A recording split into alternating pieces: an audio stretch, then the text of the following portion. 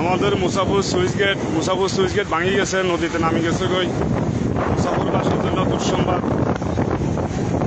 মুসাফুর switch gate নাই, মুসাফুর switch gate গেছে গা।